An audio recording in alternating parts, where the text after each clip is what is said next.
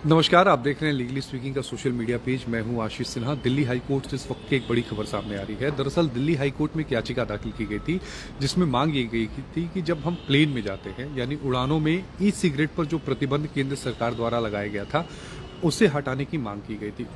Delhi high court ने आज मामले की सुनवाई के दौरान इस याचिका पर सुनवाई से इनकार कर दिया। दरअसल दिल्ली हाई कोर्ट ने कहा कि वकील अपनी या तो याचिका वापस ले ले, यानी याचिकाकर्ता जो हैं वो अपनी याचिका वापस ले ले, नहीं तो हम इस पर जुर्माना लगाएंगे। दिल्ली हाईकोर्ट ने यह भी कहा कि जुर्माने की जो रकम होगी वो 50,000 से ज़्यादा हो सकती है। दरअसल सुनील दत्ता ने याचिका दिल्ली हाईकोर्ट में दाखिल की थी। उन्होंने कहा कि वो लगातार प्लेनों में उड़ान भरते रहते हैं और उन्होंने आगे ये भी कहा कि विमान में ई सिगरेट पर प्रतिबंध लगाने का जो आदेश है उससे वो प्रभावित हो रही हैं।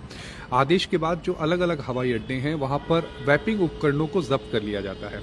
याचिका में कहा गया है कि याचिका ई सिगरेट का उपयोग करता है, यानी वो लगातार ई सिगरेट पीता है। हालांकि वो पूर्व में सिगरेट पीता था, धूम्रपान करता था। उससे सुरक्षित विकल्प के रूप में उसने ई सिगरेट को चुना था, जो ज्वलनशील सिगरेट को सफलतापूर्वक उसने छोड़ दिया था। यानी वो सिगरेट जिसे हम आग के सहारे जलाते हैं और पीते हैं, उसको उसने छोड़ दिया था। अब उसे इस बात का डर है कि अगर प्लेन में उसे सिगरेट ले जाने की ई सिगरेट ले जाने की इजाज़त नहीं दी जाएगी तो वो फिर से वापस सिगरेट पीना करना शुरू कर देगा, जो उसके स्वास्थ्य के लिए बेहद हानिकारक है। हालांकि याचिकाकर्ता की तरफ से एक और दलील दी गई और ये कहा गया कि कहा जाता है कि ई सिगरेट जो नॉर्मल सिगरेट होती है उससे ज़्यादा खतरनाक है, लेकिन ऐसा नहीं है।